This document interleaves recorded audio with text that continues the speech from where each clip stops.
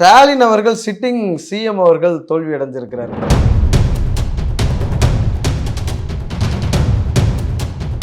மக்கள் நீங்கள் என்னதான் பண்ணாலும் உங்கள் யோகிதை என்னன்னு பார்ப்பாங்க. விஜய் ராகுல் காந்தி அந்த காம்போ தமிழ்நாட்டில் என்ன மாதிரியான தாக்கத்தை ஏற்படுத்தும் நினைக்கிறீங்க? ராகுல் காந்தி முன்போக்கு கொள்கைகளை கொண்டு வந்தால்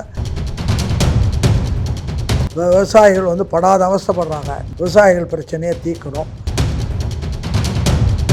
யார் தான் எவ்வளவு வேண்டியவங்களாக இருந்தாலும் நியாயத்துக்கு தான் பார்க்கணுமே தவிர தப்பு பண்ணால் அட்ஜஸ்ட் பண்ணணும், அகாமடேட் பண்ணணும்னு நினச்சா அது தப்பு. அதிமுகவுடைய எதிர்காலம் என்னவாக இருக்கும்? நீங்கள் அண்ணான்னு சொல்லிகிட்டே இருந்தீங்கன்னா வர இளைஞர்களுக்கு அண்ணாவை பற்றி தெரியாது. ஓஹோ உங்களை மாதிரி தான் அவரும் இருந்தாரோன்னு நினைப்பான். அது வேண்டாம். அவரை விட்டுட்டு நீங்களாக இருங்க. நல்லது முடிஞ்சால் பண்ணுங்கள், இல்லைன்னா கம்முன்னு ஒழுங்காக மரியாதையாக உழைச்சி வாழ கற்றுக்குவாங்க.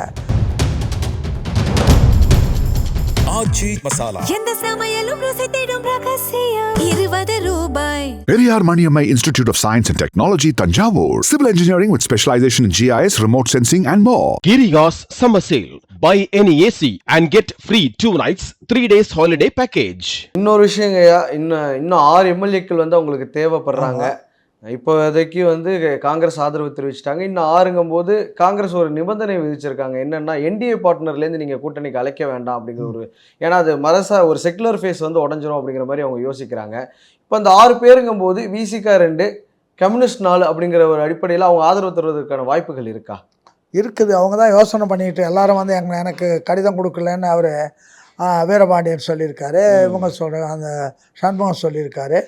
இவரும் சொல்லியிருக்க 3 பேருக்கும் இப்போ வெக்கப்பட்டுக்கிட்டு கொஞ்சம் நேரம் கடத்துகிறாங்களே தவிர அவங்க எல்லாம் வந்துடுவாங்க. நேற்று வரைக்கும் கடிதம் எங்க இல்லைன்னா அதுலேருந்து யாராச்சும் 2 பேர் வேறு கட்சிக்காரங்க அவங்க இருக்கிறவங்க சார். நேற்று வரைக்கும் எங்களுக்கு அழைப்பு வரலன்னாங்க. இன்னைக்கு அழைப்பும் அதிகாரப்பூர்வமாக அனுப்பிட்டாங்க. அப்படிங்கும்போது இன்னும் 2-3 நாட்களில் அந்த சேஞ்சஸை கூட நம்ம பார்க்கலாம். ஸ்டாலின் அவர்கள் சிட்டிங் சிஎம் அவர்கள் தோல்வி அடைஞ்சிருக்கிறாரு. இந்த மூவ் நீங்கள் எப்படி பார்க்குறீங்க? தனது சொந்த தொகுதியில் 3 முறை ஜெயிச்சிருக்கிறாரு அந்த குளத்தூர். அதாவது மக்கள் நீங்கள் என்னதான் பண்ணாலும் உங்கள் யோகிதை என்னன்னு பார்ப்பாங்க. நீ என்னதான் எல்லா வசதியும் பண்ணி கொடுத்தாலும் கூட உங்கள் யோகியதை என்னன்னு பார்க்குறாங்க. நீங்கள் இந்த அது என்ன தொகுதி, இது குளத்தூர் தொகுதிக்கு எல்லாம் பண்ணீங்க. எல்லாம் பண்ணதுனால அவன் நிறைவடைந்தில்லை.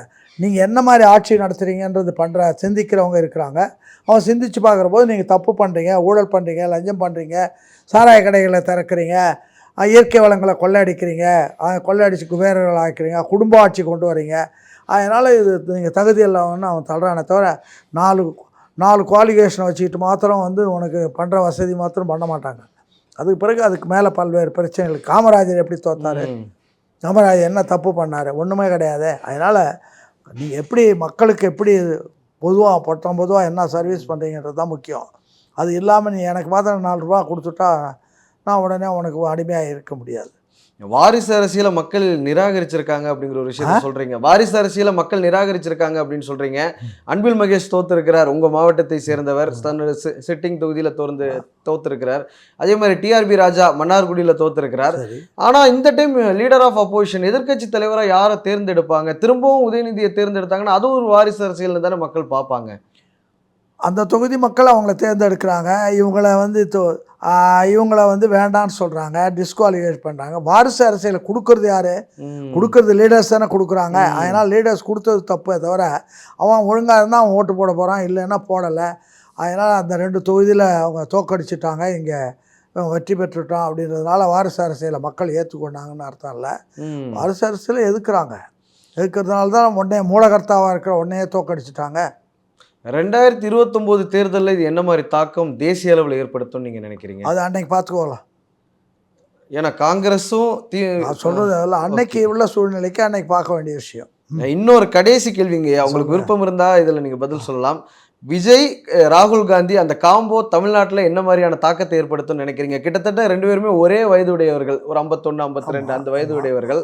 என்ன மாதிரியான தாக்கத்தை தமிழ்நாட்டில்? அதில் பிரச்சனை இல்லை, கொள்கைகள் தான் முக்கியம். கொள்கைகளுக்கு ராகுல் காந்தி முன்போக்கு கொள்கைகளை கொண்டு வந்தால் 2 பேரும் ஒன்றா இருக்க போகிறாங்க. சூழ்நிலையில் இப்போ இருக்கிறாங்க. நாளைக்கு அது சரியாக வந்ததுன்னா இருக்க போகிறாங்க, இல்லைன்னா பிரேக் ஆக போகுது. அவ்வளோதான் உண்மை. விஜய் கிட்ட உங்களுடைய எதிர்பார்ப்புகள் என்ன? இந்த 5 ஆண்டுகள் விஜய் கிட்டக்க முதல்ல வந்ததும் சாராய கடையை நிறுத்துவதற்கு முதல்ல ஒரு திட்டமிட வேண்டும். ஒரு கமிட்டி போட்டு இந்த டாஸ்மார்க்கை ஒழித்து மக்களை மயக்கத்திலேருந்து கொண்டு வரத்துக்கு ஆன ஏற்பாடுகளை பண்ணணும். ஊழல் அற்ற ஒரு அரசாங்கத்தை உருவாக்கணும். அதே மாதிரி அரசாங்கத்தினுடைய மெஷினரி வந்து ஒழுங்காக இருக்க பார்க்கணும். அதே மாதிரி வந்து குழந்தைகளுடைய கல்வியில் மக்கள்கிட்ட ஒரு கேரக்டர் இல்லாமல் போனதுக்கு காரணமே சின்ன குழந்தைகளில் நாங்கள்லாம் படிக்கிற போது ஒரு 2வது 3வது வரைக்கும் பல்வேறு தியாகத்தை பற்றி சொல்லுவாங்க, வீரத்தை பற்றி சொல்லுவாங்க, நல்ல அறத்தை பற்றி சொல்லுவாங்க. அப்படிப்பட்ட பாடப்பகுதிகள்லாம் அவங்களுக்கு வச்சு சின்ன மனதில் புகுத்தணும். இதெல்லாம் பண்ணி ஒரு சமுதாயத்தை ஒரு நல்ல சமுதாயமாக கொண்டு வருவதற்கு அவர் பாடுபட்டால் நிச்சயமாக தொடர்ந்து இருக்க முடியும். இதுதான் எங்களுடைய எதிர்பார்ப்பு. அதாவது இயற்கை வளங்களை கொள்ளடிக்கிறவங்கள அதை இயற்கையை வந்து நம்ம அனுபவிக்கணுமே தவிர கொள்ளடிக்கிறதுக்கு நமக்கு உரிமை கிடையாது. கொள்ளையடிக்கிறதுக்கு குடிச்சிட்டா நீதிமன்றமே கேட்குது, ஏன்பா நீங்கள் எல்லாத்தையும் கொள்ளடிச்சிட்டா எதிர்காலத்தில் வர சமுதாயத்துக்கு என்ன வைக்க போகிறீங்கன்னு கேட்குறாங்க. இயற்கையாக வச்சுட்டு நம்ம வந்து அதை அனுபவிக்கிறதுக்கு கற்றுக்கணும் தவிர அதை விட்டு பாழ்படுத்தக்கூடாது. அது ஒரு வியாபாரமாக நடத்தக்கூடாது. அதை கொள்ளையடிக்கக்கூடாது. கொள்ளையடிப்பவர்களை தயார் பண்ணக்கூடாது. இதெல்லாம் வந்து பார்த்து செஞ்சால் நல்லாயிருக்கும். இறுதி கேள்விங்கய்யா, எந்த அரசு அமைந்தாலும் அதிகாரிகளோட ரோல் வந்து ரொம்ப குரூஷியலாக இருக்கும். அதிகாரிகளோட செலெக்ஷன் எப்படி இருக்கணும், அதே மாதிரி அமைச்சரவை செலெக்ஷன் எப்படி இருக்கும்னு நீங்கள் எதிர்பார்க்குறீங்க? நேர்மையானவர்களை தூய்மையானவர்களை எடுக்கணும். படம் லஞ்சம் வாங்கிட்டு சீட்டு போட்டால் அவன் அப்புறம் லஞ்சம் வாங்குவோம், அவன் போய் லஞ்சம் வாங்க தான் செய்வான்.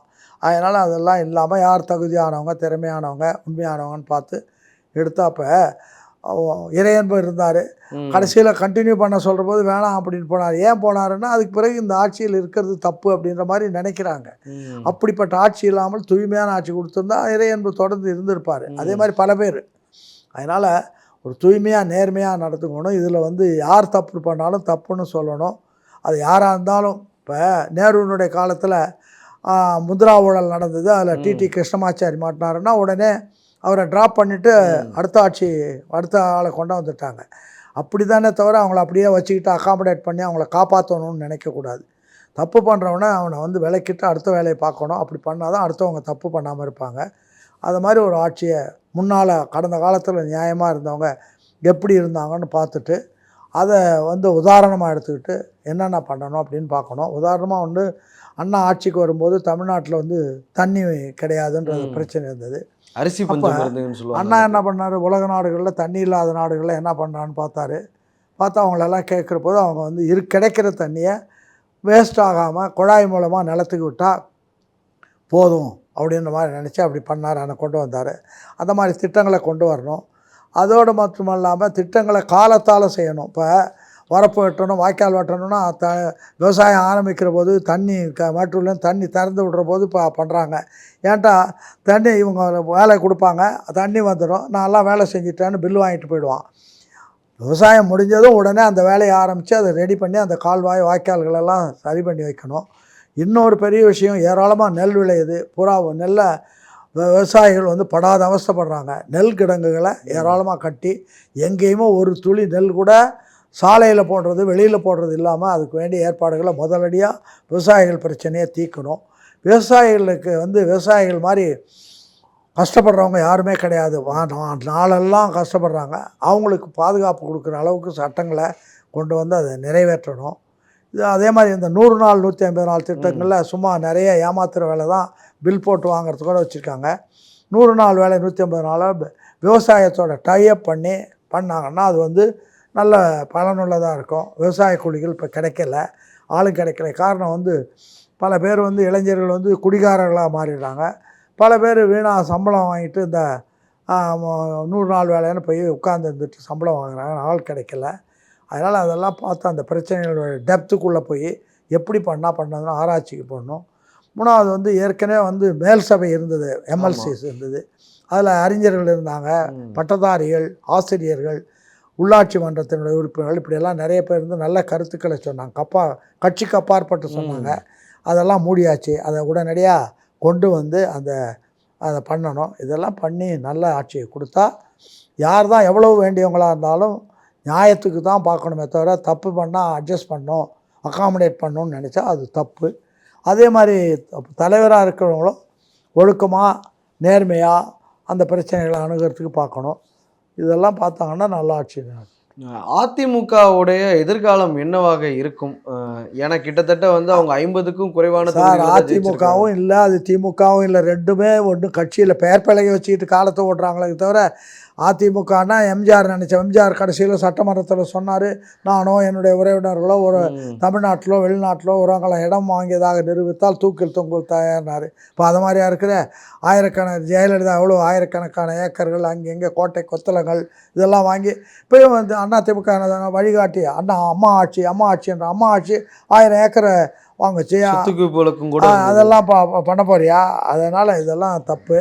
அதெல்லாம் முன்மாதிரியாக எடுத்துக்கணுன்னா யார் நல்லா காமராஜர் இருந்தார், அண்ணா இருந்தார், அதை சொல்லுங்கள். அண்ணாவே விட்டுட்டு சும்மா அண்ணா பேரை பார்த்து பயன்படுத்தினா அண்ணாவை விட்டுடுங்க. அண்ணாவினுடைய கொள்கைன்னா அண்ணா என் வாழ்க்கையில் ஒரு தப்பு கூட பண்ணாத நேர்மையாக இயக்கத்தையும் வளர்த்தாரு, தன்னையும் காப்பாற்றிக்கிட்டார், அப்படி தான் இருந்தார். அது மாதிரி பண்ணுங்க, இல்லைன்னா அண்ணாவை விட்டுடுங்க. அவர் பாவம் நல்ல மனுஷன், செத்துட்டார். நீங்கள் அண்ணான்னு சொல்லிகிட்டே இருந்தீங்கன்னா வர்ற இளைஞர்களுக்கு அண்ணாவை பற்றி தெரியாது. ஓஹோ உங்களை மாதிரி தான் அவரும் இருந்தாரோன்னு நினைப்பான். அது வேண்டாம். அவரை விட்டுட்டு நீங்களாக இருங்க. நல்லது முடிஞ்சால் பண்ணுங்கள், இல்லைன்னா கம்மனு ஒழுங்காக மரியாதையாக உழைச்சி வாழ கற்றுக்குவாங்க. அதை விட்டு கொள்ளையடிக்கிறத விட்டுடுங்க, அவ்வளோ. பாஜக துடை தெரியப்பட்டு இருக்கிறது. கடந்த முறை 4 சட்டமன்ற உறுப்பினர்கள் ஜெயிச்சாங்க, இந்த முறை வெறும் 1. இந்த இதை நீங்கள் எப்படி பார்க்குறீங்க? இந்த 1 வந்ததே தப்புன்றது தான் என்னுடைய கருத்து. 1 கூட தமிழ்நாட்டுக்குள்ளே வராமல் தான் இருந்தது. இது ஒரு 700 முதல்ல இவங்களை பிஜேபியை உள்ளே கொண்டு வந்தது ஜெயலலிதா கொண்டு வந்தா. அப்போயே கருணாநிதி பண்டாரங்கள் பரிசேசிகள்லாம் உள்ளே கொண்டாரு. அதே பண்டாரங்களை பரிசேசிகளை திரும்ப இவரு அணைச்சி வச்சுக்கிட்டாரு. அதனால் 2 பேரும் ஜெயலலிதாவும் தப்பு பண்ணாங்க, இவங்களும் பண்ணாங்க. அதுக்கு முன்னாடி இங்கே பிஜேபியெல்லாம் கிடையாது. ஏதோ இந்த தடவை விஜயினுடைய புண்ணியத்தில் எல்லாத்தையும் ஒழிச்சு கட்டியாச்சு. ஒரு ஆள் அதுவும் எங்கேயோ அவங்க வந்து பிற்படுத்தப்பட்ட சமுதாயம் இவங்க போல இருக்குது, மலைவாழ் மக்கள் நினைக்கிறேன் அது இருக்குது. அதுவும் தானாக போயிடும். ஒன்றும் பிஜேபிக்கு இங்கே தமிழ்நாட்டில் வேலை கிடையாது. பாருணும், இது வந்து பெரியாருடைய என்றைக்கு இருந்தாலும் பெரியாரை ஏற்றுக்கொள்கிற இளைஞர்கள் இருக்கிறார்கள், அண்ணாவை ஏற்றுக்கொள்கிற இளைஞர்கள் இருக்காங்க. இப்போ நாங்களே வந்து இப்போ நீங்கள் 2 இயக்கமும் போன பிற்பாடு பல பேர் எனக்கே ஃபோன் பண்ணுறாங்க, திரும்பவும் அண்ணாவினுடைய கொள்கைகளை நிறைவேற்ற மாதிரி ஏதாச்சும் ஒரு அமைப்பை கட்டுங்க, அப்போ தான் வந்து அண்ணா திராவிட கொள்கைகளை கொண்டு போய் சேர்க்க முடியும் அப்படிங்கிறாங்க. பல பேர் ஃபோன் பண்ணி சொல்கிறாங்க, நேராகவும் பேசுகிறாங்க. தமிழ்நாடு பூராவும் பரவலாக அந்த எண்ணம் இப்போ வந்துடுச்சு. அந்த இளைஞர்களை என்ன பண்ணுறதுன்றதை பற்றி யோசனை பண்ணிக்கிட்டு இருக்கிறோம். யோசனை பண்ணி ஒரு நல்ல தீர்வு எடுத்து ஒரு தூய்மையான ஒரு இயக்கம்னா எப்படி இருக்கணும் அப்படின்றதுக்கான இலக்கணத்தோடு அந்த இயக்கம் இருக்கிற மாதிரி பண்ணுவோம். அதுதான் நடக்கும், வேற ஒன்றும் கிடையாது. ரொம்ப நன்றிங்க ஐயா, இவ்வளவு நேரம் எங்களுக்காக நேரம் தந்து நேர்காணல் அளித்ததற்கு. ஆச்சி மசாலா எந்த சமையலும் ருசி தேடும் ரகசியம் 20 ரூபாய். Periyar Maniammai Institute of Science and Technology, Tanjavur. Civil engineering with specialization in GIS, remote sensing and more. Girigas Summer Sale. Buy any AC and get free 2 nights, 3 days holiday package.